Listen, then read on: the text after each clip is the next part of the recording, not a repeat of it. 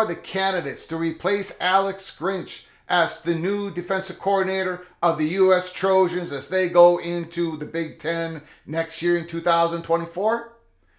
And we're going to be taking a look at the Michigan Big Ten Jim Harbaugh timeline for this week. Welcome to episode 325 of College Football's Peek Around the Corner with your host, Greg Pflugar. We cover everything in college football because we love everything in college football. And if you do as well, please subscribe to our channel. Smash the like button if you like our content. Share the video with your family and friends. Let's first get into the candidates. According to the candidates to become the new defensive coordinator for USC in 2024, according to The Athletic, Feldman, good article. Let's just take a look at some of the candidates here. Jim Leonhard, Illinois senior defensive analyst. He's got to be at the top of the list or close to the top of the list. The biggest name USC could target is a coach who isn't working as a defensive coordinator this year. Leonhard's next move will be fascinating. The former Wisconsin star did an amazing job running the defense at his alma mater. But after becoming the interim head coach last season, he ended up on Brett Bielema's Illinois staff. The 41-year-old produced defenses that ranked among the nation's top 5 in total defense and top 10 in scoring defense 4 times at Wisconsin. He also helped develop a ton of talent there. This would be a home run hire based on his track record if Riley could get him to USC. Although he'd be working opposite a dramatically different offensive system, Jim Leonhard would be a great candidate to become the new USC defensive coordinator. Anton Lynn, USC's defensive coordinator. One option Riley will likely consider is across town. Lynn, the 33-year-old rookie defensive coordinator of the Bruins, has taken a group that ranked number 72 last year and turned it into a defense that ranks number 9 in the nation.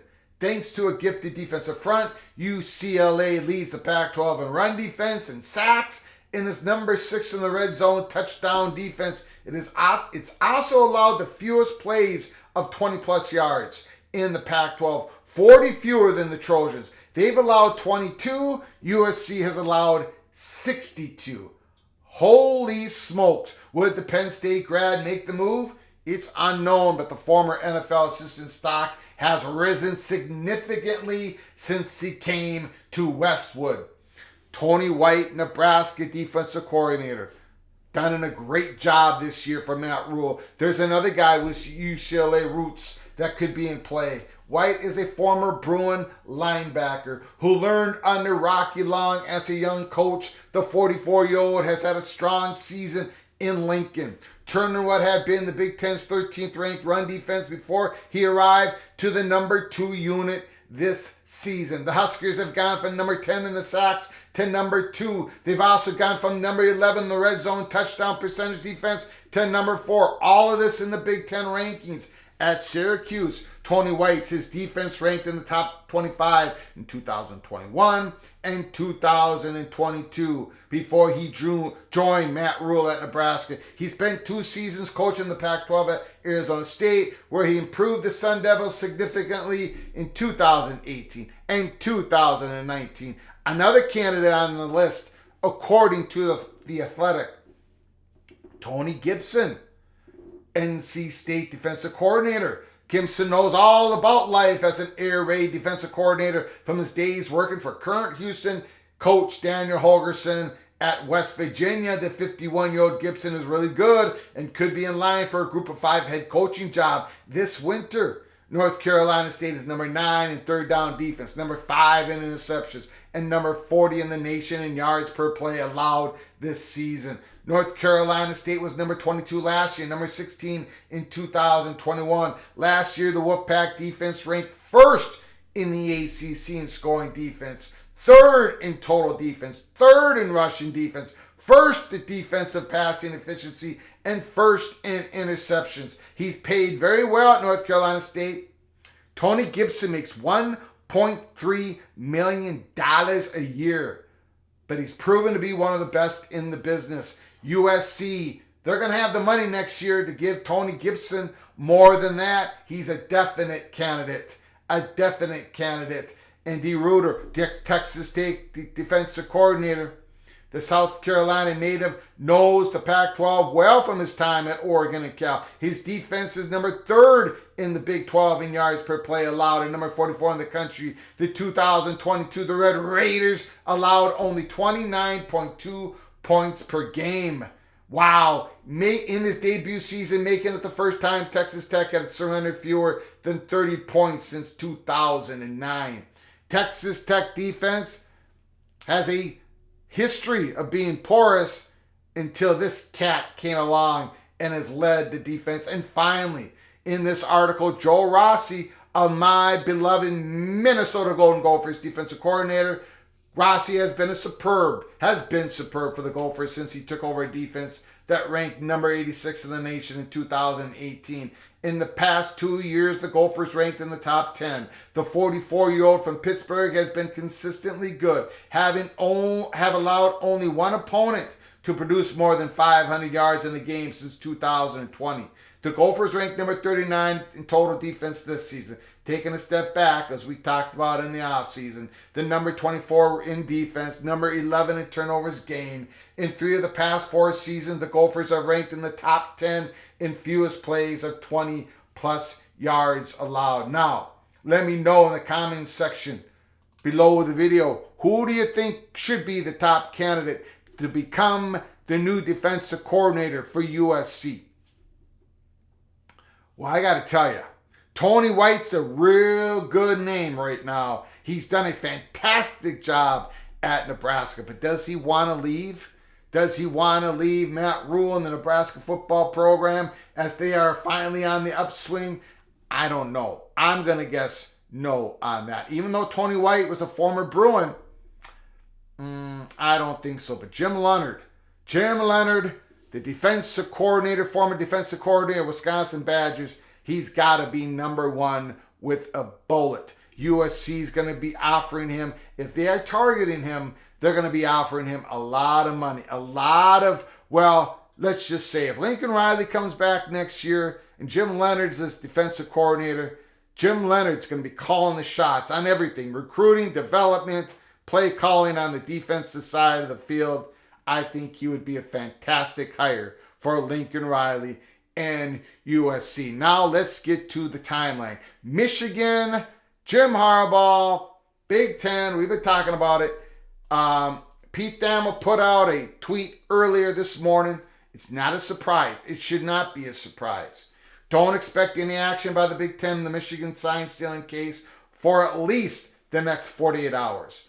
As the league sportsmanship rules allow for a reasonable chance to respond to an institution or individual. Sources have told ESPN that there'll be a legal battle if there's punitive suspension by the Big Ten to Jim Harbaugh.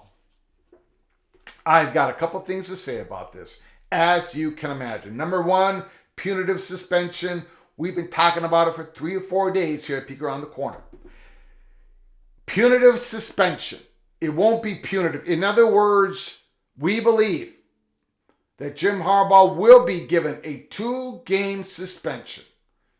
That is allowed by that the Big Ten commissioner has the authority to grant a 2-game suspension. He has the authority to do it. It's in the bylaws. It's in the Big Ten bylaws. He doesn't have to get approval. It doesn't have to get permission. He's going to let Michigan know, maybe he has already done so, yes, that there's something percolating. There is an investigation. He just has to let Michigan know. Give Michigan time to present a position after the commissioner rules, after the commissioner puts down a suspension. There is no 90 days of notice of allegations in the Big Ten bylaws. There is no process to appeal.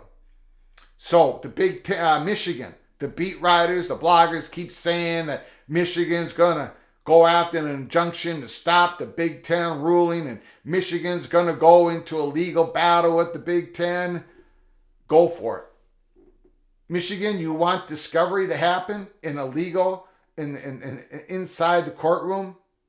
You really want to be open up to everything that's been going on in the last 3 years? All the communications, all the emails, all the text messages?